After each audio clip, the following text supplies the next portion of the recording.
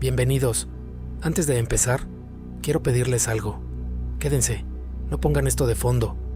No lo dejen a medias. Estas historias se merecen su atención completa. Son de personas reales, que cruzaron una frontera y encontraron algo que ninguna frontera puede detener. Déjenle like al video, comenten lo que sienten y acompáñenme hasta el último relato. Ahora sí, comencemos. Me llamo Bonifacio Trejo. Tengo 44 años. Soy de un pueblo cerca de Comitán, Chiapas, y crucé el desierto de Sonora en julio de 2022 junto con mi esposa, Erlinda, y nuestros 2 hijos, Yadira, que en ese entonces tenía 14 años, y Camilo, de 9.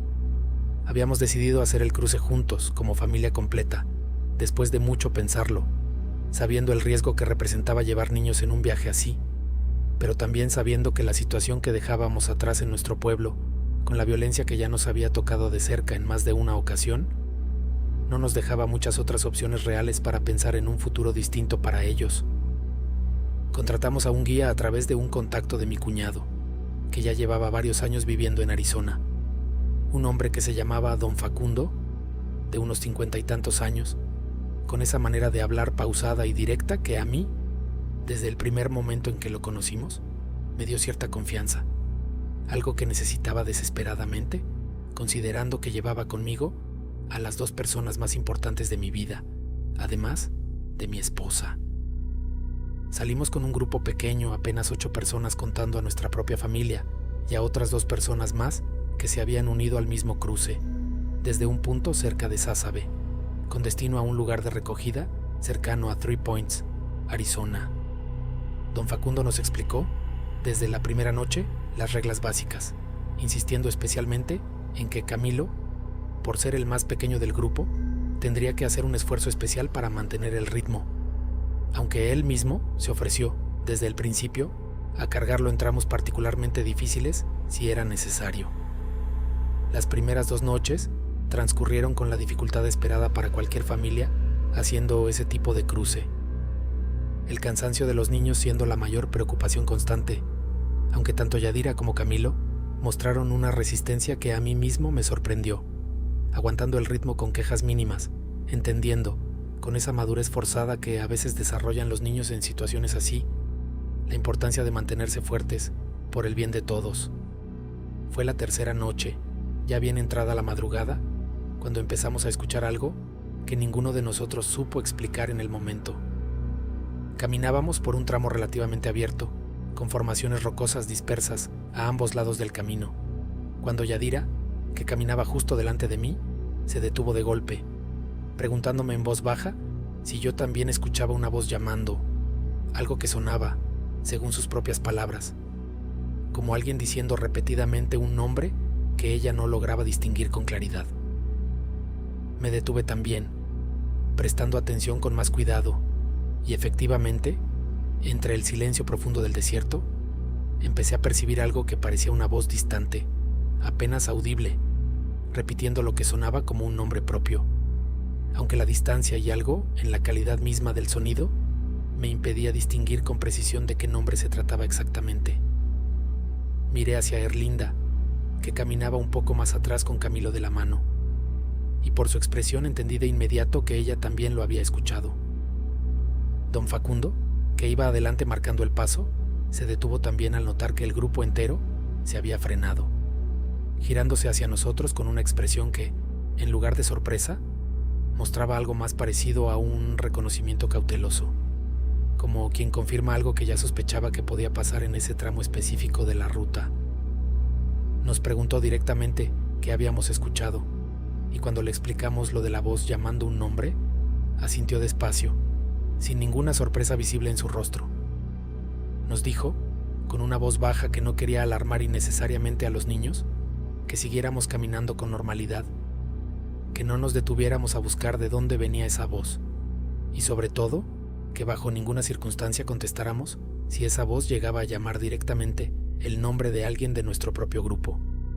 No nos explicó en ese momento por qué nos daba esa instrucción tan específica, y ninguno de nosotros se atrevió a preguntar más, sintiendo, por su tono, que no era el momento adecuado para pedir detalles adicionales. Retomamos la marcha, ahora todos mucho más atentos a ese sonido que, conforme avanzábamos, se fue haciendo más claro,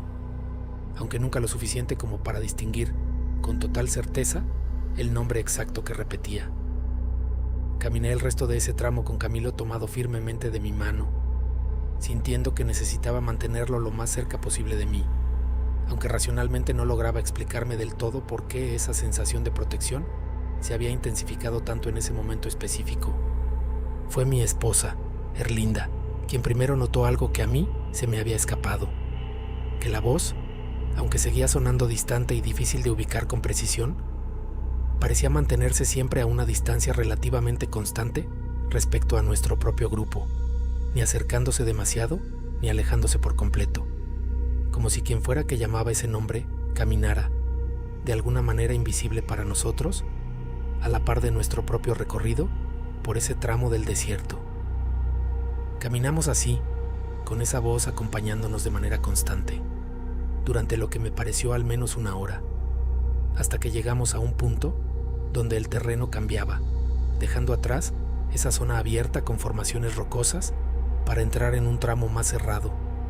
con vegetación más densa que limitaba la visibilidad. Fue justo al entrar en esa nueva zona, cuando la voz, que hasta ese momento se había mantenido en ese tono distante y repetitivo, cambió de manera abrupta, pronunciando algo que sonó, con una claridad que no había tenido en ningún momento anterior, como el nombre completo de mi propio hijo Camilo. Sentí que el corazón se me detenía por un instante, un frío que me recorrió todo el cuerpo de una manera que nunca había experimentado antes en mi vida. Miré de inmediato a Camilo, que caminaba a mi lado, y noté que él también había escuchado exactamente lo mismo, con los ojos muy abiertos, mirándome con una expresión de miedo que ningún padre quiere ver en la cara de su propio hijo. Apreté su mano con más fuerza, recordando la instrucción de don Facundo de no responder bajo ninguna circunstancia, aunque cada instinto natural de padre que tenía me gritaba internamente que necesitaba hacer algo, cualquier cosa, para proteger a mi hijo de lo que fuera que estuviera llamándolo por su nombre en medio de ese desierto. Don Facundo, que también había escuchado claramente ese llamado, se acercó rápidamente hacia donde estábamos, poniéndose casi entre nosotros y la dirección de donde parecía venir la voz, con una postura protectora que en ese momento agradecí profundamente sin necesidad de decir nada. Nos indicó, con un susurro urgente, que camináramos más rápido, manteniéndonos todos lo más juntos posible, con Camilo específicamente en el centro del grupo, rodeado por el resto de nosotros. Aceleramos el paso considerablemente, casi trotando en algunos tramos donde el terreno lo permitía, con la voz continuando su llamado detrás de nosotros durante varios minutos más, repitiendo el nombre de Camilo con una insistencia que se sentía, con cada repetición, más desesperada, casi como un ruego más que como una simple llamada. Yadira, caminando cerca de su hermano, empezó a llorar en silencio, tratando de contener el sonido para no llamar más atención de la que ya teníamos, mientras Erlinda murmuraba oraciones en voz baja, algo que nunca la había visto hacer con esa intensidad en ningún otro momento de nuestra vida juntos. Finalmente, después de lo que sentí como una eternidad, aunque probablemente fueron apenas 15 o 20 minutos más de caminata acelerada, la voz dejó de escucharse por completo, el silencio del desierto volviendo a instalarse de manera tan repentina como había sido interrumpido. Don Facundo nos indicó que hiciéramos un breve descanso, permitiéndonos recuperar el aliento y calmar, aunque fuera un poco, los nervios que todos, especialmente los niños, tenían completamente alterados después de esos minutos de terror puro. Fue en ese descanso cuando me atreví a preguntarle directamente a don Facundo qué había sido eso, por qué esa voz había llamado específicamente el nombre de mi hijo, si representaba algún peligro real más allá del susto que ya nos había causado. Don Facundo se quedó callado un momento, mirando hacia el terreno que acabábamos de dejar atrás, antes de contarnos, con una voz baja que trataba de no alarmar más a los niños de lo que ya estaban, algo que había escuchado de otros guías más viejos que él, sobre ese tramo específico de la ruta. Nos explicó que, según esa historia que se pasaba entre la gente del oficio, sin que nadie la confirmara del todo con certeza absoluta. Hacía ya muchos años, quizás más de una década, un hombre había cruzado por esa misma zona con su propia familia, un hijo pequeño de una edad similar a la de Camilo, y que durante el cruce el niño se había separado del grupo en algún momento de confusión durante la noche, perdiéndose en la oscuridad sin que el resto de la familia lograra encontrarlo a tiempo. Me llamo Bonifacio Trejo, tengo 44 años, soy de un pueblo cerca de Comitán, Chiapas, y crucé el desierto de Sonora en julio de 2022 junto con mi esposa, Erlinda, y nuestros 2 hijos, Yadira, que en ese entonces tenía 14 años, y Camilo, de 9. Habíamos decidido hacer el cruce juntos, como familia completa, después de mucho pensarlo, sabiendo el riesgo que representaba llevar niños en un viaje así, pero también sabiendo que la situación que dejábamos atrás en nuestro pueblo, con la violencia que ya nos había tocado de cerca en más de una ocasión, no nos dejaba muchas otras opciones reales para pensar en un futuro distinto para ellos. Contratamos a un guía a través de un contacto de mi cuñado, que ya llevaba varios años viviendo en Arizona, un hombre que se llamaba Don Facundo, de unos 50 y tantos años, con esa manera de hablar pausada y directa que a mí, desde el primer momento en que lo conocimos, me dio cierta confianza, algo que necesitaba desesperadamente, considerando que llevaba conmigo a las 2 personas más importantes de mi vida, además de mi esposa. Salimos con un grupo pequeño, apenas 8 personas contando a nuestra propia familia y a otras 2 personas más que se habían unido al mismo cruce, desde un punto cerca de Sázabe, con destino a un lugar de recogida cercano a Three Points, Arizona. Don Facundo nos explicó, desde la primera noche, las reglas básicas, insistiendo especialmente en que Camilo, por ser el más pequeño del grupo, tendría que hacer un esfuerzo especial para mantener el ritmo, aunque él mismo se ofreció, desde el principio, a cargarlo en tramos particularmente difíciles si era necesario. Las primeras 2 noches transcurrieron con la dificultad esperada para cualquier familia haciendo ese tipo de cruce. El cansancio de los niños siendo la mayor preocupación constante, aunque tanto Yadira como Camilo mostraron una resistencia que a mí mismo me sorprendió, aguantando el ritmo con quejas mínimas, entendiendo, con esa madurez forzada que a veces desarrollan los niños en situaciones así, la importancia de mantenerse fuertes por el bien de todos. Fue la tercera noche, ya bien entrada la madrugada, cuando empezamos a escuchar algo que ninguno de nosotros supo explicar en el momento. Caminábamos por un tramo relativamente abierto, con formaciones rocosas dispersas a ambos lados del camino, cuando Yadira, que caminaba justo delante de mí, se detuvo de golpe, preguntándome en voz baja si yo también escuchaba una voz llamando, algo que sonaba, según sus propias palabras, como alguien diciendo repetidamente un nombre que ella no lograba distinguir con claridad. Me detuve también, prestando atención con más cuidado, y efectivamente, entre el silencio profundo del desierto, empecé a percibir algo que parecía una voz distante, apenas audible, repitiendo lo que sonaba como un nombre propio, aunque la distancia y algo en la calidad misma del sonido me impedía distinguir con precisión de qué nombre se trataba exactamente. Miré hacia Erlinda, que caminaba un poco más atrás con Camilo de la mano, y por su expresión entendí de inmediato que ella también lo había escuchado. Don Facundo, que iba adelante marcando el paso, se detuvo también al notar que el grupo entero se había frenado, girándose hacia nosotros con una expresión que, en lugar de sorpresa, mostraba algo más parecido a un reconocimiento cauteloso, como quien confirma algo que ya sospechaba que podía pasar en ese tramo específico de la ruta. Nos preguntó directamente qué habíamos escuchado, y cuando le explicamos lo de la voz llamando un nombre, asintió despacio, sin ninguna sorpresa visible en su rostro. Nos dijo, con una voz baja que no quería alarmar innecesariamente a los niños, que siguiéramos caminando con normalidad, que no nos detuviéramos a buscar de dónde venía esa voz, y sobre todo, que bajo ninguna circunstancia contestáramos si esa voz llegaba a llamar directamente el nombre de alguien de nuestro propio grupo. No nos explicó en ese momento por qué nos daba esa instrucción tan específica, y ninguno de nosotros se atrevió a preguntar más, sintiendo, por su tono, que no era el momento adecuado para pedir detalles adicionales. Retomamos la marcha, ahora todos mucho más atentos a ese sonido que, conforme avanzábamos, se fue haciendo más claro, aunque nunca lo suficiente como para distinguir, con total certeza, el nombre exacto que repetía. Caminé el resto de ese tramo con Camilo tomado firmemente de mi mano, sintiendo que necesitaba mantenerlo lo más cerca posible de mí, aunque racionalmente no lograba explicarme del todo por qué esa sensación de protección se había intensificado tanto en ese momento específico. Fue mi esposa, Erlinda, quien primero notó algo que a mí se me había escapado, que la voz, aunque seguía sonando distante y difícil de ubicar con precisión,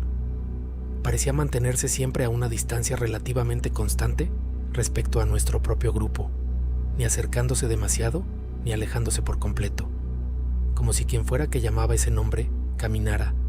de alguna manera invisible para nosotros, a la par de nuestro propio recorrido por ese tramo del desierto. Caminamos así, con esa voz acompañándonos de manera constante, durante lo que me pareció al menos una hora, hasta que llegamos a un punto donde el terreno cambiaba,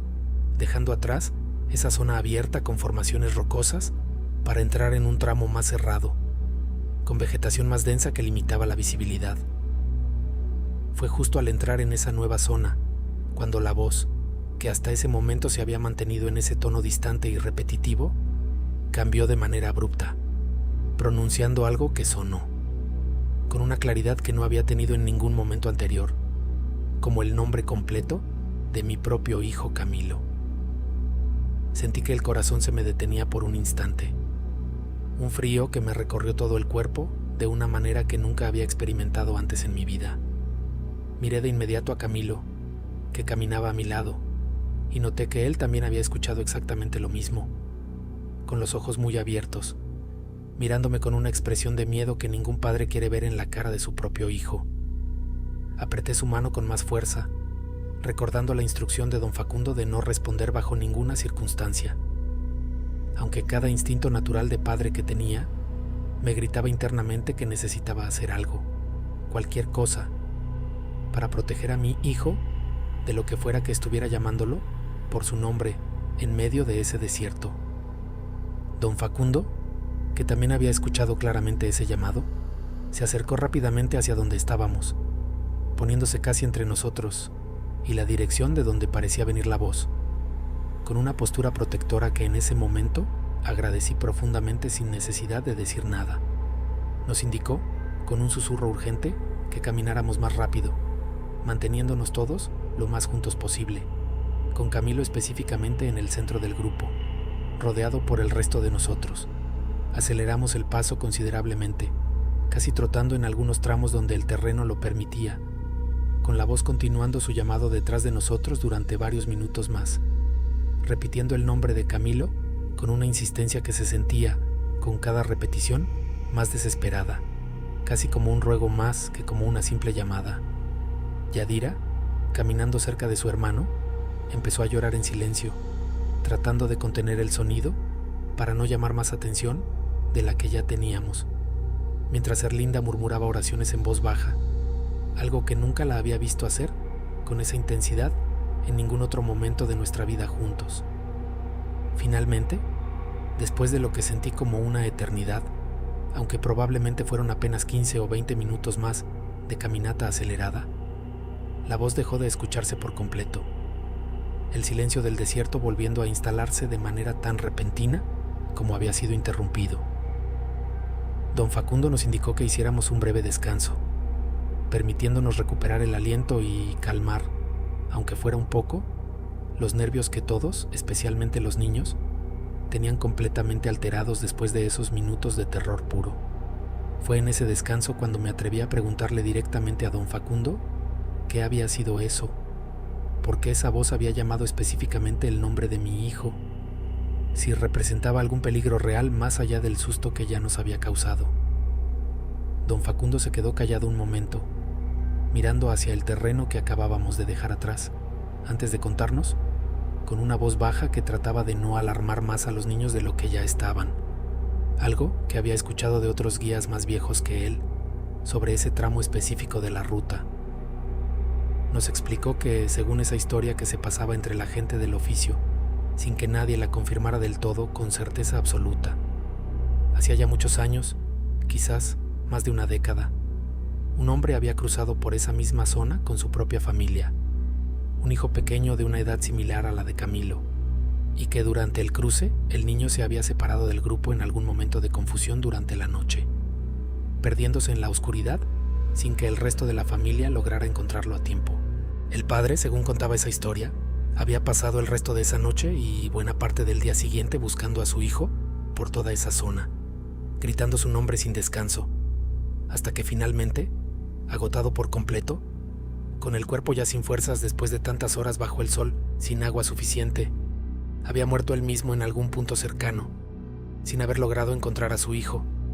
cuyo destino final tampoco se sabía con certeza si finalmente fue encontrado por otro grupo o si corrió la misma suerte que su propio padre en algún punto distinto de ese mismo desierto. Nos dijo que desde entonces algunos guías reportaban escuchar, en ciertas noches, una voz que llamaba nombres, siempre nombres de niños pequeños que formaban parte de los grupos que cruzaban esa zona, como si aquel padre, incluso después de tantos años, siguiera buscando a su propio hijo entre cada nuevo grupo de migrantes que pasaba por ahí, confundiendo, en su búsqueda eterna, a cualquier niño de edad similar con el hijo que nunca había logrado encontrar con vida. Sentí un nudo enorme en la garganta al escuchar esa explicación, pensando en el dolor que debía haber sentido aquel padre, un dolor tan profundo que aparentemente ni la propia muerte había logrado detener su búsqueda desesperada. Al mismo tiempo, sentí un miedo renovado, entendiendo que la razón por la que esa voz había llamado específicamente a Camilo era, según esa explicación, porque de alguna manera aquel espíritu lo había confundido, aunque fuera solo por un momento, con el hijo que llevaba tantos años buscando sin descanso. Le pregunté a don Facundo si existía algún riesgo real de que esa voz, esa presencia, intentara algo más directo con Camilo si continuábamos por esa misma ruta, si debíamos tomar alguna precaución adicional.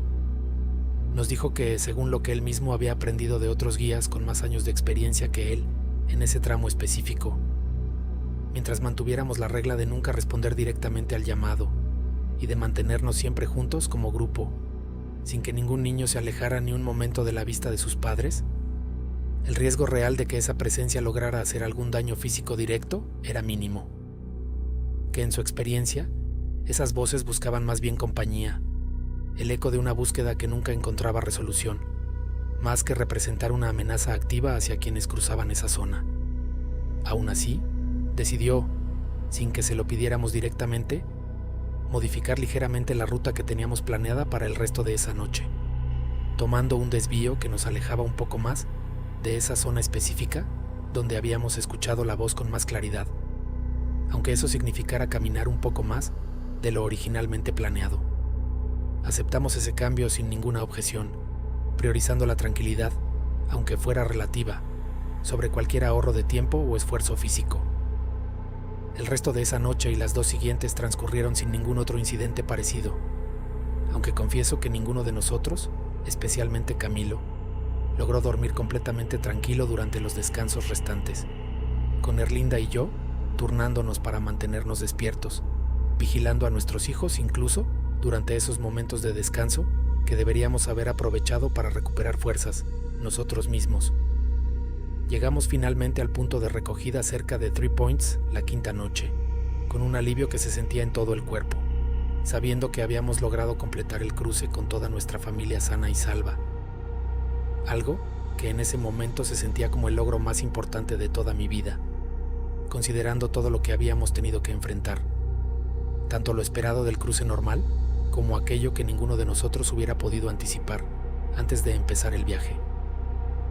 Antes de despedirnos de don Facundo, le pregunté una última vez si sabía algo más sobre aquel padre, si alguna vez alguien había logrado confirmar su identidad completa, o la de su hijo desaparecido, si existía alguna manera de que esa historia, de ser cierta, pudiera algún día encontrar algún tipo de cierre real. Me dijo que no lo sabía con certeza, que era solo una historia que él mismo había heredado de otros guías, sin ninguna confirmación oficial, pero que, en sus propias palabras, Esperaba sinceramente que algún día, de alguna manera que él mismo no lograba imaginar bien, aquel padre lograra finalmente encontrar la paz que llevaba tantos años, según toda esa historia, buscando sin descanso entre cada grupo nuevo que cruzaba por esa misma ruta del desierto de Sonora. Hoy, ya instalados los 4 en Arizona, con una vida que hemos ido reconstruyendo poco a poco desde entonces, Camilo, que ahora tiene 12 años, todavía me pregunta de vez en cuando, sobre todo en las noches en que le cuesta conciliar el sueño, si aquella voz que lo llamó por su nombre sigue ahí, en aquel desierto, esperando a que algún otro niño pase por esa misma zona. Yo, sin saber realmente qué contestarle con certeza, solo le digo que ya estamos a salvo,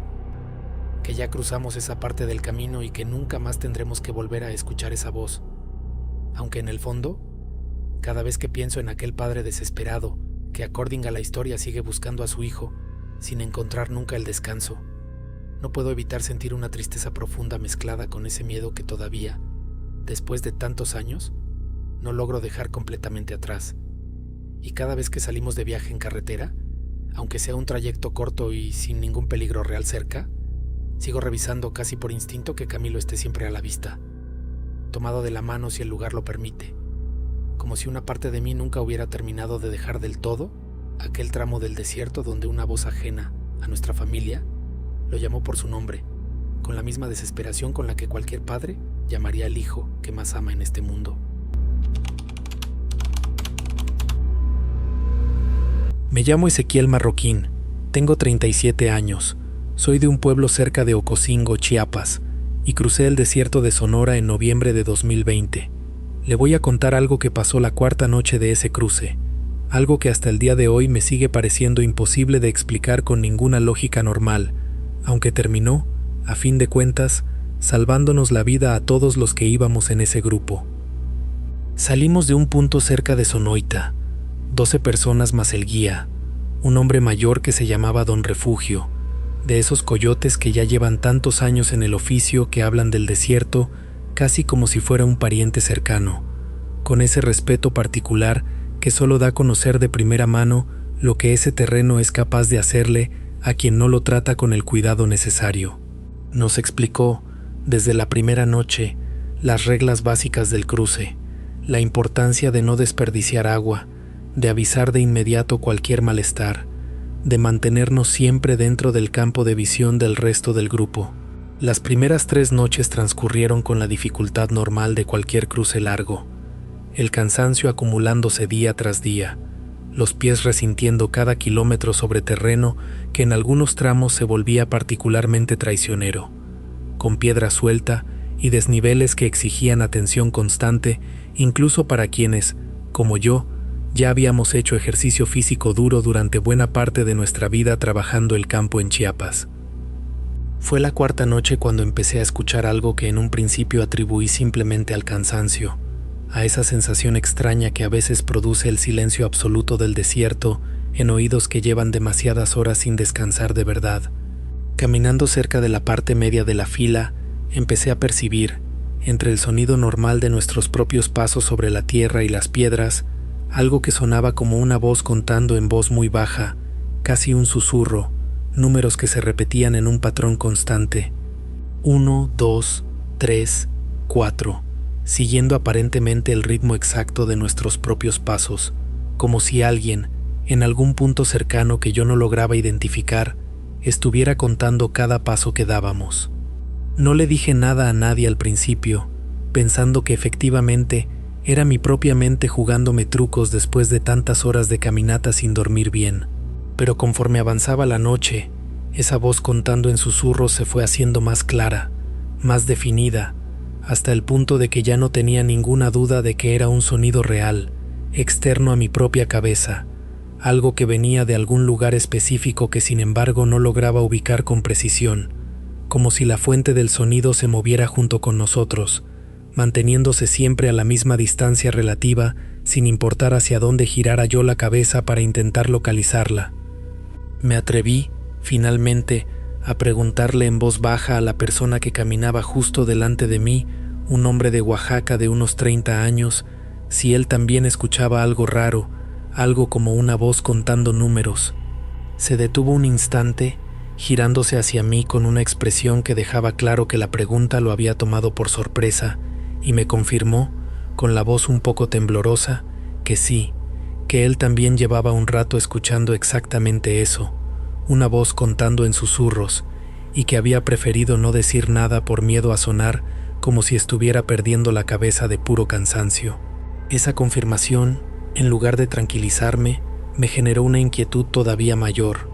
entendiendo que no era producto de mi propia mente cansada, sino algo que al menos 2 personas del grupo estábamos percibiendo de manera independiente. Seguimos caminando, ahora los dos mucho más atentos a ese sonido, tratando de descifrar algún patrón que nos diera alguna pista de qué era exactamente lo que estábamos escuchando. Notamos, después de un rato de prestar atención con más cuidado, que el conteo no era constante, sino que a veces se detenía por completo durante varios minutos, para luego retomar exactamente donde se había quedado, como si quien contara estuviera simplemente pausando, sin perder la cuenta acumulada, esperando algún momento específico para continuar. En un punto donde el conteo llevaba ya, según mis propios cálculos mentales tratando de seguirle el ritmo, más de 400 números, algo cambió de manera abrupta. La voz dejó de contar en el mismo tono susurrante y bajo que había mantenido hasta entonces, y pronunció, con una claridad que contrastaba enormemente con todo lo anterior, una sola palabra que sonó como alto, repetida 2 veces seguidas. En el instante exacto en que escuché esa palabra, sentí un impulso físico, casi incontrolable, de detenerme de golpe, un impulso que aparentemente compartieron varias personas más del grupo, porque la fila entera se frenó casi al mismo tiempo, generando cierta confusión momentánea entre quienes no habían escuchado nada extraño y que no entendían por qué el resto se había detenido sin ninguna señal visible del guía. Don Refugio, que iba al frente, también se había detenido y giró hacia nosotros con una expresión de alerta genuina, preguntando en un susurro tenso qué había pasado, si alguien había visto algo. Varias personas, incluyéndome a mí mismo y al hombre de Oaxaca, le explicamos atropelladamente, tratando de no hacer demasiado ruido, lo de la voz contando, la palabra alto, repetida justo antes de que nos detuviéramos. Don Refugio se quedó completamente inmóvil un momento, con una expresión que ya no era de simple alerta sino de algo más profundo, más parecido al reconocimiento de una situación que él mismo, quizás, ya había vivido antes en otras ocasiones a lo largo de sus años en ese oficio. Sin explicarnos nada más en ese momento, nos hizo la señal de permanecer completamente inmóviles y en silencio, agachándose él mismo detrás de un matorral cercano mientras escaneaba con atención el terreno que teníamos por delante. Nos quedamos así, en silencio absoluto, durante lo que me parecieron al menos 20 minutos, sin que ninguno de nosotros lograra ver ni escuchar nada que confirmara algún peligro concreto, ningún vehículo, ninguna luz, ningún movimiento sospechoso en el horizonte cercano. Fue Don Refugio quien finalmente rompió el silencio, indicándonos con un gesto que nos acercáramos un poco más a él sin dejar de mantener la voz baja, y nos explicó, con una seriedad que no había mostrado en ninguna otra parte del cruce hasta ese momento, que el tramo que teníamos justo por delante, uno que había planeado cruzar en línea recta según la ruta original,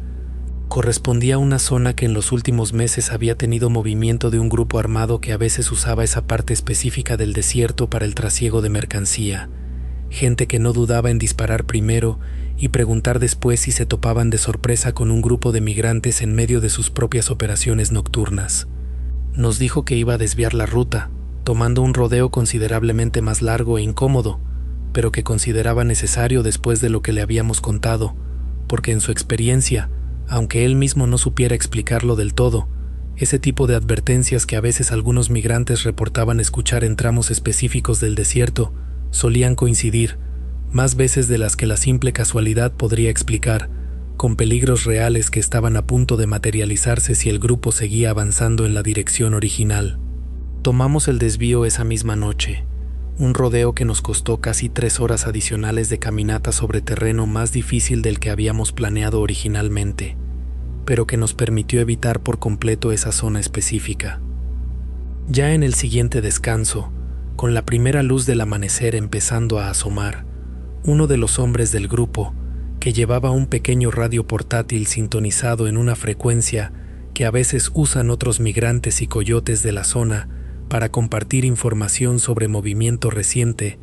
escuchó un comentario breve de otra persona reportando que esa misma noche, en el tramo original que habíamos evitado, se había escuchado un enfrentamiento armado, disparos que se habían prolongado varios minutos según quien lo reportaba, sin que se supiera con certeza si había víctimas.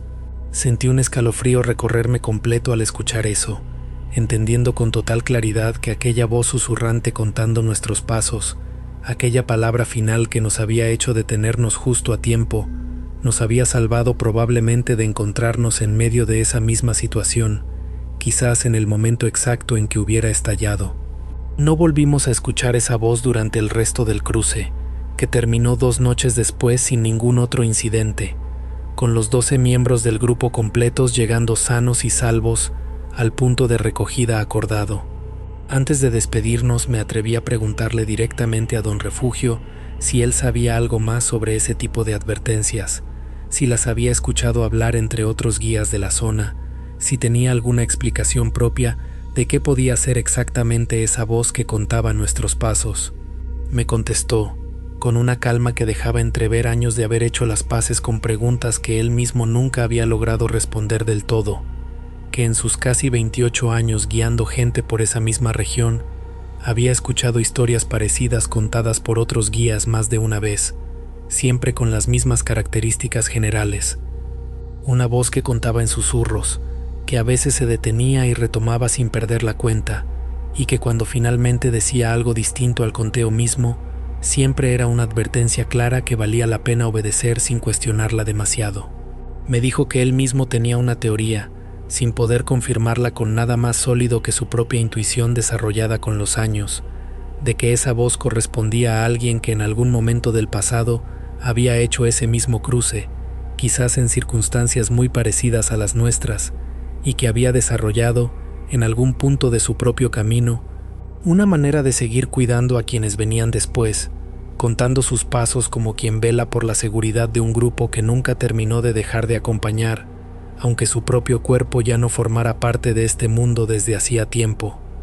No he vuelto a cruzar ese desierto desde entonces, instalado ya de manera estable en Georgia con mi familia, trabajando en construcción desde hace varios años. Pero cada vez que cuento algo en voz alta, cualquier cosa, mis propios pasos al subir una escalera, las monedas que reviso en mi bolsillo antes de pagar algo, cualquier conteo simple de la vida diaria, no puedo evitar pensar, aunque sea por un segundo, en aquella voz que contó cada uno de nuestros pasos durante horas en medio del desierto de Sonora, y que en el momento exacto en que más lo necesitábamos, nos dijo la única palabra que en ese instante pudo salvarnos la vida a los 12.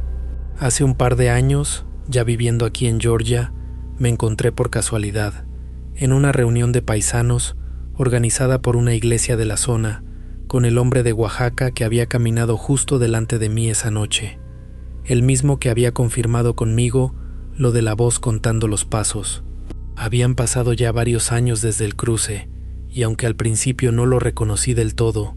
algo en su forma de hablar me hizo recordar de inmediato aquella noche compartida. Cuando finalmente hasta Los Cabos y le pregunté directamente si él era la misma persona de aquel grupo, se quedó viéndome un largo momento antes de confirmarlo, y los dos terminamos sentados aparte del resto de la reunión, platicando durante casi una hora entera sobre los detalles de aquella noche, comparando lo que cada uno recordaba, confirmando que la memoria de ambos coincidía en cada detalle importante, algo que de alguna manera me tranquilizó, saber que no había sido solo mi propia percepción alterada la que había vivido aquello, sino una experiencia real y compartida entre al menos 2 personas que hasta ese reencuentro casual nunca habían vuelto a hablar del tema con nadie más desde que se habían separado en el punto de recogida original. Me contó además algo que yo no sabía, que él mismo había intentado, un par de años después de nuestro cruce, contactar de nuevo a don Refugio a través de un conocido que todavía vivía cerca de Sonoita, con la idea de preguntarle si había vuelto a tener experiencias parecidas con otros grupos que hubiera guiado después del nuestro. Su conocido le informó que don Refugio ya no trabajaba activamente en el oficio, que se había retirado hacía tiempo por razones de salud y que nadie sabía con certeza dónde se encontraba viviendo en ese momento, dejando esa pregunta, como tantas otras relacionadas con aquella noche, sin ninguna respuesta definitiva que ninguno de los dos, hasta el día de hoy, ha logrado conseguir.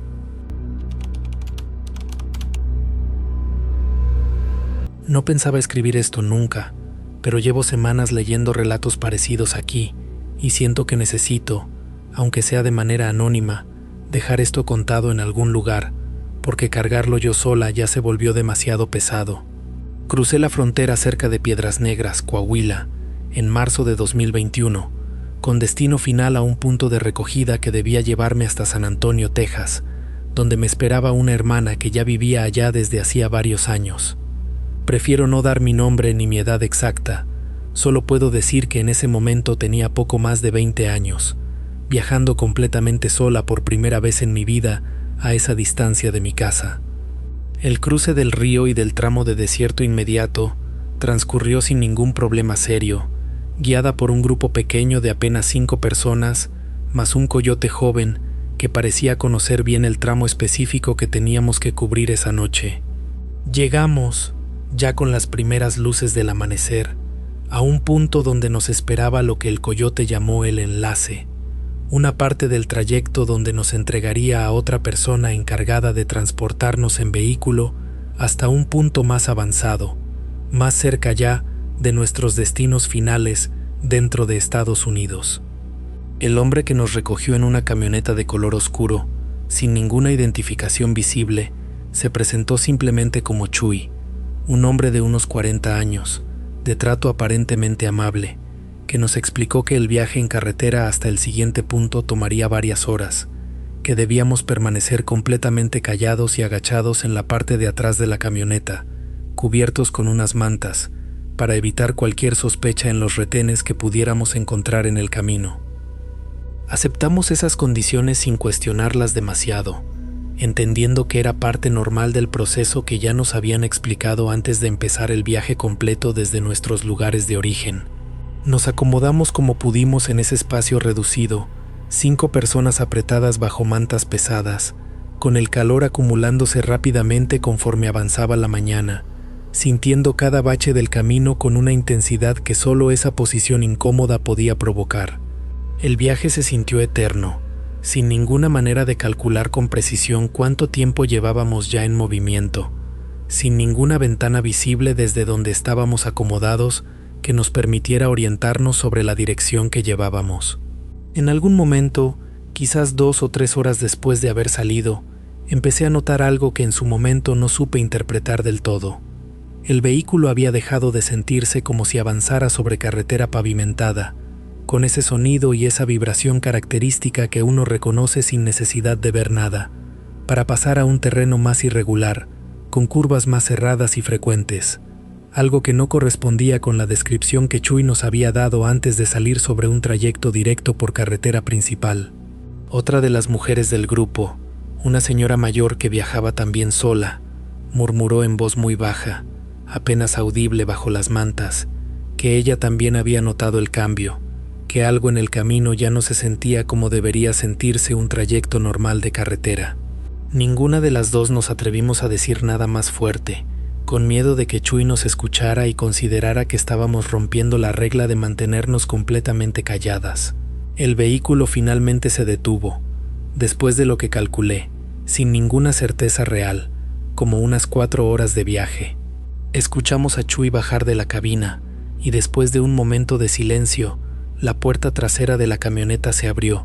dejando entrar una luz que, aunque no era completamente de noche, tampoco correspondía con la luz brillante de plena tarde que uno esperaría después de tantas horas de viaje desde la mañana temprano. Nos indicó que bajáramos, y al hacerlo, noté de inmediato que el lugar donde nos encontrábamos no correspondía en absoluto con lo que me había imaginado como un punto seguro de transferencia hacia mi destino final. Era una casa aislada, en medio de terreno que no lograba identificar con ninguna referencia clara, sin ningún poblado visible cerca, con varias otras personas ya presentes en el lugar, algunas sentadas en el suelo del patio, con expresiones que iban desde el cansancio simple hasta algo que reconocí, con un nudo formándose de inmediato en mi propio estómago, como miedo genuino. Chuy nos explicó, con un tono que ya no tenía la amabilidad inicial de esa mañana, que había habido un cambio de planes, que debíamos esperar ahí, en esa casa, hasta que nuestros familiares del otro lado confirmaran un pago adicional que, según nos dijo, no había quedado completamente claro con el coyote original que nos había contratado. Un pago que él describió simplemente como gastos de transporte extra que no correspondían al acuerdo original, sin dar ningún detalle más concreto sobre por qué ese cambio había surgido justo en ese momento y no antes. Sentí de inmediato que algo en esa explicación no cuadraba, que aquello sonaba mucho más a una extorsión directa que a cualquier tipo de ajuste legítimo de precio. Intenté preguntar detalles específicos, cuánto dinero exactamente se necesitaba, a quién debía contactar mi hermana para resolver esa situación, pero Chuy simplemente me dijo que esperara, que en un rato me indicarían el proceso, sin darme ningún teléfono ni ninguna manera directa de comunicarme yo misma con mi familia para confirmar la situación con mis propias palabras. Pasamos varias horas en ese patio, bajo un sol que ya empezaba a bajar hacia el atardecer, sin que nadie de los que administraban ese lugar nos diera ninguna información adicional clara. Fue otra de las personas presentes, un hombre que llevaba, según me contó en voz baja mientras esperábamos, ya casi 2 días retenido en ese mismo lugar, quien me explicó, con una resignación que dejaba claro que ya había pasado por varias etapas de negación y de miedo antes de llegar a ese punto, que ese tipo de cambio de planes era una práctica común de ciertos grupos que se infiltraban en la cadena de transporte de migrantes, secuestrando de manera efectiva a la gente en algún punto intermedio del trayecto para exigir pagos adicionales bajo amenaza directa, a veces con violencia real hacia quienes se resistían o cuyas familias tardaban demasiado en pagar. El miedo que sentí al escuchar esa explicación fue distinto a cualquier otro miedo que había sentido antes en toda mi vida. Un miedo que se instaló profundo en el pecho y que no se fue durante las siguientes horas, mientras observaba, con una atención que dolía mantener, cómo otros hombres armados, distintos a Chuy, empezaban a llegar a la propiedad conforme caía la noche, moviéndose por el lugar con esa familiaridad que solo da tener control total sobre un espacio y sobre las personas retenidas en él. Esa misma noche, me permitieron, bajo la supervisión directa de uno de esos hombres armados, hacer una llamada breve a mi hermana usando un teléfono que ellos mismos proporcionaron, con instrucciones claras de decir exactamente lo que me indicaban decir, sin desviarme del guión, sin dar ningún detalle sobre mi ubicación exacta ni sobre la situación real, más allá de confirmar que necesitaban enviar cierta cantidad de dinero adicional a través de un método específico que ellos controlaban completamente. Escuché a mi hermana, del otro lado de la línea, con la voz quebrada por el pánico que era imposible ocultar completamente, incluso siguiendo el guión que me habían dado, prometiendo que conseguiría el dinero como fuera, pidiéndome que me cuidara, que aguantara, que ya estaba haciendo todo lo posible para resolverlo lo antes posible. Colgué esa llamada con la certeza dolorosa de que probablemente había puesto a mi propia familia en una situación financiera desesperada, endeudándose de maneras que quizás tomarían años en resolver, solo para poder sacarme de ese lugar. Pasé 4 días completos retenida en esa propiedad,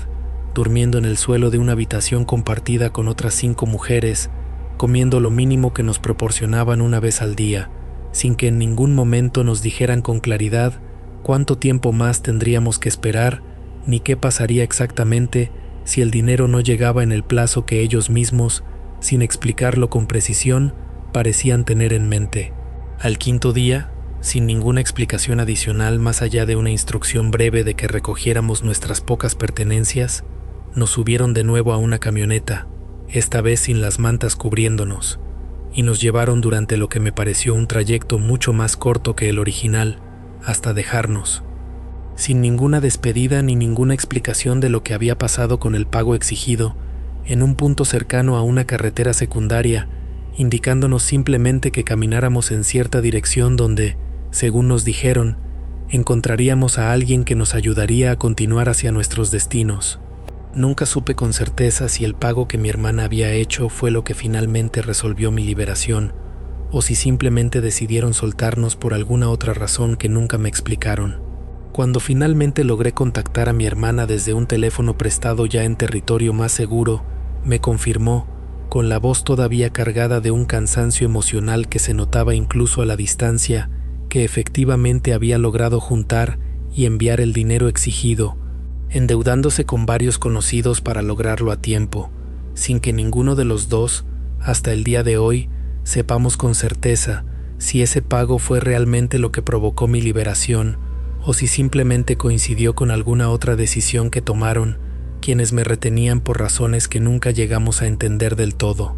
Terminé llegando finalmente a San Antonio unos días después, con mi hermana recibiéndome en un estado que mezclaba el alivio más profundo con una tristeza que ninguna de las dos lograba nombrar completamente en ese primer encuentro. Han pasado ya varios años desde entonces, y aunque logré, con ayuda de terapia que finalmente busqué después de mucho tiempo evitando el tema, procesar buena parte de lo que viví en esos 5 días, todavía hay ciertos detalles que me cuesta hablar en voz alta con cualquier persona que no haya vivido algo parecido.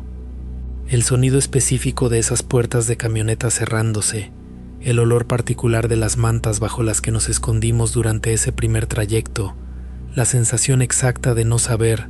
durante días completos, si alguna vez volvería a ver a mi familia otra vez. No sé qué fue exactamente de Chuy ni de los otros hombres que administraban esa propiedad, si siguen operando de la misma manera con otros grupos de migrantes que confían, como yo confié en su momento, en que el trayecto acordado sería el trayecto real que terminarían recorriendo.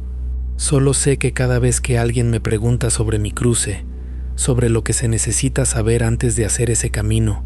siempre les insisto, con toda la fuerza que puedo reunir en la voz, que investiguen con el mayor cuidado posible a cualquier persona involucrada en cada tramo del trayecto, que nunca den por sentado que un cambio de planes a mitad de camino es algo normal o inofensivo, porque a veces, como aprendí de la manera más dura posible, ese cambio de planes es exactamente el momento en que el verdadero peligro del cruce recién empieza.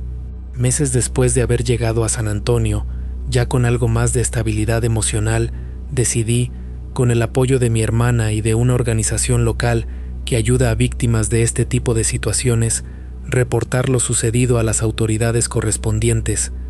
Aunque me advirtieron desde el principio que las posibilidades de que algo concreto resultara de esa denuncia eran bastante limitadas, dado que no contaba con ninguna ubicación exacta de la propiedad donde había estado retenida, ni con ningún nombre completo o apellido de las personas involucradas más allá del apodo de Chuy. Aún así, sentí que era importante dejar ese registro, aunque solo fuera para que quedara constancia de que ese tipo de práctica existía y seguía operando en esa zona de la frontera, con la esperanza de que esa información pudiera, en algún punto futuro, ayudar a que alguien más no cayera en la misma situación, o que ayudara a las autoridades a identificar un patrón si es que otras personas habían reportado experiencias similares en esa misma región. La organización que me apoyó en ese proceso me puso también en contacto con otras mujeres que habían vivido situaciones parecidas en distintos puntos de la frontera, un grupo de apoyo que sigo frecuentando de manera ocasional hasta el día de hoy, encontrando en esas conversaciones un tipo de comprensión que ni siquiera mi propia familia, con todo el cariño que me tienen, ha logrado ofrecerme completamente, porque hay ciertos detalles de lo que se siente estar retenida de esa manera, sin saber si algún día vas a volver a ver a tu familia, que solo alguien que haya vivido algo parecido puede entender de verdad sin necesidad de explicaciones adicionales. Buenas noches a todos los que andan por aquí. Llevo un rato leyendo los relatos de esta comunidad antes de animarme por fin a escribir el mío, y aunque nunca pensé que iba a ser yo quien compartiera algo así, siento que necesito ponerlo en palabras en algún lugar, aunque sea con extraños que quizás entiendan mejor que mi propia familia lo que significa vivir algo que no tiene ninguna explicación normal. No voy a dar mi nombre completo ni mi edad exacta, y tampoco voy a decir de qué estado exactamente salí, solo que crucé el desierto entre Sonora y Arizona hace ya varios años, en un grupo de 15 personas, uno de los grupos más grandes que había escuchado que se armaban para ese tipo de cruce. El guía que llevábamos, un hombre que todos conocían simplemente como el Sordo, aunque escuchaba perfectamente bien según pude comprobar durante todo el trayecto, tenía fama, según lo que me habían contado antes de contratarlo, de ser uno de los más experimentados de la zona, alguien que llevaba haciendo ese mismo camino desde hacía más de 2 décadas, sin haber perdido nunca a nadie de los grupos que guiaba, una reputación que en ese negocio vale más que cualquier otra cosa. Las primeras 2 noches transcurrieron con la normalidad esperada para un grupo tan grande, el ritmo ajustándose constantemente a las capacidades de cada persona, algunas más jóvenes y fuertes marcando el paso, otras mayores necesitando descansos más frecuentes, el Sordo manejando esa logística con una paciencia que agradecí profundamente en los momentos en que mis propias piernas empezaban a fallarme del cansancio acumulado. Fue la tercera noche cuando empezamos a cruzar un tramo particular que el Sordo nos había advertido, desde antes de empezar el viaje completo, como uno de los más difíciles de toda la ruta, no tanto por el terreno físico en sí, que aunque exigente no era peor que otros tramos que ya habíamos cruzado, sino por algo que él describió, con una vaguedad que en su momento me pareció simplemente parte de su estilo particular de hablar, como cosas raras que a veces pasan ahí, sin que nadie sepa explicar bien por qué. Entramos a ese tramo ya bien entrada la noche, bajo una luna que apenas empezaba a menguar, ofreciendo todavía suficiente claridad como para caminar sin depender constantemente de las linternas. El terreno se abría en un valle relativamente amplio, con formaciones rocosas dispersas que en la oscuridad parecían tomar formas que la imaginación cansada de cualquiera podría interpretar de maneras distintas, sombras que a ratos parecían moverse aunque uno supiera, racionalmente, que era solo efecto de la propia luz de luna, cambiando conforme uno avanzaba y cambiaba de ángulo respecto a cada roca. Cerca de la 1 de la madrugada, empecé a escuchar algo que en un primer momento atribuí a algún animal del desierto, un sonido bajo, constante, que parecía provenir de varias direcciones distintas al mismo tiempo, algo entre un murmullo y un lamento apagado, difícil de ubicar con precisión porque el eco de ese valle amplio parecía distorsionar cualquier intento de localizar la fuente exacta. No fui la única persona en notarlo. Conforme avanzábamos, empecé a ver, por el rabillo del ojo, a otras personas del grupo girando la cabeza hacia distintas direcciones, con esa misma expresión de alerta confundida que yo mismo debía tener en ese momento, tratando de identificar de dónde venía exactamente ese sonido que se iba haciendo, poco a poco, más claro, aunque nunca lo suficiente como para distinguir palabras concretas, solo esa cualidad de lamento constante que empezaba a generar en mí una inquietud cada vez más difícil de ignorar. Una mujer que caminaba cerca de mí, de unos 40 años, con quien había conversado brevemente durante los descansos de las noches anteriores, se acercó lo suficiente para susurrarme, con la voz claramente afectada por el mismo nerviosismo que yo sentía, si yo también escuchaba eso, si sonaba, para mí, como si fueran voces de gente llorando en la distancia. Le confirmé que sí, que yo también lo escuchaba exactamente de esa manera, y notamos, comparando lo que cada uno percibía, que ambos coincidíamos en que el sonido parecía venir de varias direcciones simultáneamente, como si hubiera múltiples fuentes distintas repartidas por todo el valle que estábamos cruzando. El Sordo, que iba adelante marcando el paso con esa disciplina que había mantenido durante todo el cruce, se detuvo abruptamente en un punto donde el sonido parecía intensificarse todavía más, girándose hacia el grupo con una expresión que dejaba claro que él también lo escuchaba, aunque su reacción no fue de sorpresa sino de algo más parecido a la resignación de quien se enfrenta a algo que ya esperaba encontrar en algún punto de esa ruta específica. Nos indicó, con voz baja pero firme, que continuáramos caminando sin detenernos por ningún motivo, que mantuviéramos la vista al frente y no giráramos la cabeza buscando el origen de esos sonidos, sin importar cuán fuertes se pusieran ni cuán claros parecieran volverse conforme avanzáramos más profundo en ese valle. No nos dio ninguna explicación adicional en ese momento, solo esa instrucción directa que todos, Dado el tono con que la dio, decidimos obedecer sin cuestionarla. Seguimos caminando así, con la vista fija hacia adelante, escuchando ese lamento múltiple que se fue intensificando conforme avanzábamos hacia el centro del valle, hasta un punto donde ya no sonaba como un simple murmullo distante, sino como algo mucho más cercano, casi como si viniera de justo al lado de cada uno de nosotros, aunque ninguno se atrevía a confirmar esa sensación mirando directamente hacia los lados. Fue en ese punto exacto cuando escuché, entre ese lamento constante, algo que se separó del resto por un instante, una voz individual, más clara que las demás, pronunciando lo que me pareció un nombre, aunque no lograba identificar si era el nombre de alguien del grupo o simplemente un sonido que mi propia mente, ya bastante alterada por la tensión acumulada, había interpretado como palabra reconocible sin serlo realmente.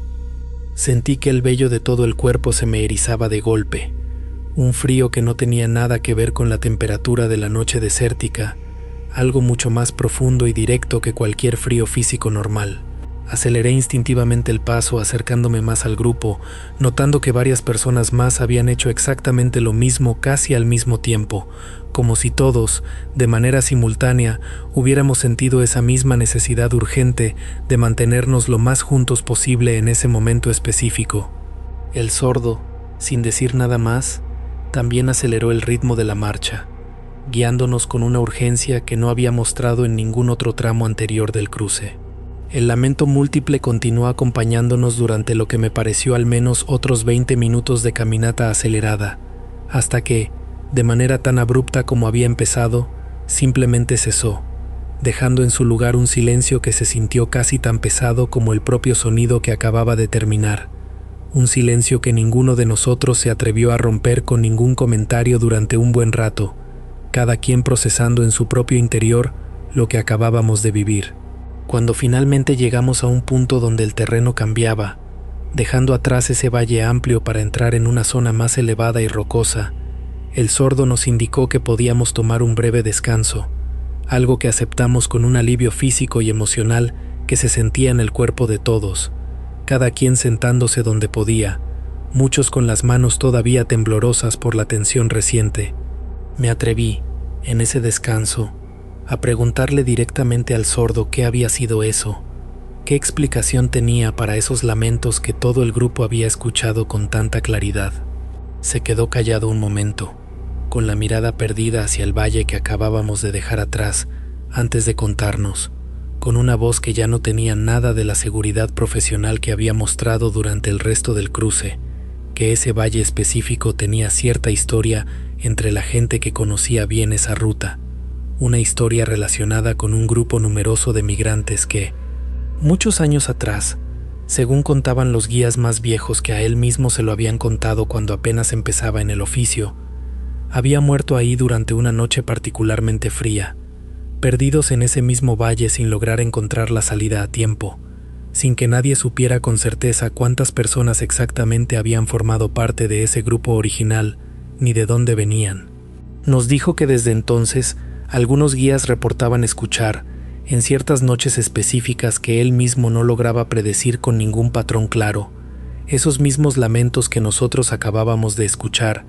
y que la regla más importante que había aprendido de guías más experimentados era exactamente la que nos había dado esa noche: nunca detenerse, nunca mirar directamente hacia los lados buscando el origen de esos sonidos, y sobre todo, nunca, bajo ninguna circunstancia, responder si alguna de esas voces llegaba a pronunciar algo que sonara como el nombre de alguien del grupo, porque según la creencia que él mismo había heredado sin cuestionar demasiado, responder a ese llamado específico era la manera más segura de terminar uniéndose, de alguna forma que él mismo prefería no imaginar con más detalle, a ese mismo grupo perdido que llevaba tantos años sin encontrar su propia salida de aquel valle. Le pregunté si él sabía si esa voz que había pronunciado un nombre esa noche, la que yo mismo había escuchado con tanta claridad, había estado dirigida a alguien específico del grupo, si existía alguna manera de saber si esa persona corría algún riesgo adicional después de haber sido, de alguna manera, señalada de esa forma. El sordo no me dio ninguna respuesta clara a esa pregunta, Solo me dijo que lo mejor que podíamos hacer todos era simplemente seguir adelante, terminar el cruce lo antes posible y confiar en que el hecho de no haber respondido a ese llamado, ninguno de nosotros, fuera suficiente para dejar atrás por completo lo que fuera que ese valle guardara entre sus rocas. Terminamos el resto del cruce, 2 noches más, sin ningún otro incidente parecido, llegando todos, las 15 personas completas más el sordo, sanos y salvos, al punto de recogida acordado. Pero nunca dejé de preguntarme, desde esa noche hasta el día de hoy, si aquel nombre que escuché entre los lamentos correspondía a alguien de nuestro propio grupo, y si esa persona, quienquiera que fuera, ha vivido desde entonces algo distinto al resto de nosotros como consecuencia de haber sido nombrada esa noche específica en ese valle particular del desierto de Sonora. No he vuelto a tener contacto con nadie de aquel grupo desde que nos separamos ese último día, cada quien hacia su propio destino distinto dentro de Estados Unidos, y aunque a veces pienso en tratar de buscar a alguno de ellos, aunque sea para preguntar si a alguien más le ha pasado algo extraño desde entonces, algo relacionado de alguna manera con aquella noche, siempre termino decidiendo que quizás es mejor dejarlo así, sin respuesta, sin confirmación de ningún tipo, guardando esta historia solo para compartirla, como estoy haciendo ahora, con desconocidos que quizás entiendan mejor que nadie más en mi vida diaria lo que significa cargar con una pregunta que probablemente nunca va a tener una respuesta clara. Hay una cosa más que no le he contado a nadie hasta este momento, ni siquiera a mi propia pareja, con quien llevo ya varios años compartiendo mi vida aquí en Estados Unidos. Desde aquella noche en el desierto, cada cierto tiempo, quizás cada varios meses sin ningún patrón que yo logre identificar con claridad, despierto de madrugada con la certeza absoluta de haber escuchado,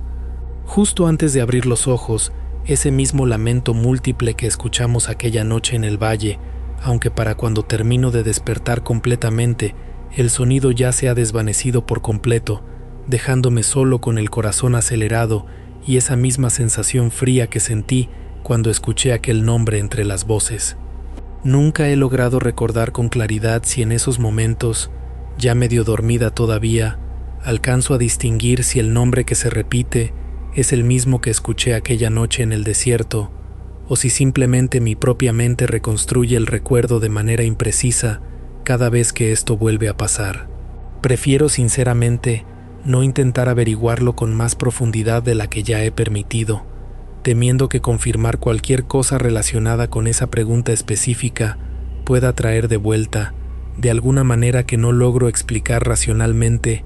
algo de aquel valle que preferiría mantener a la distancia más grande posible de mi vida actual.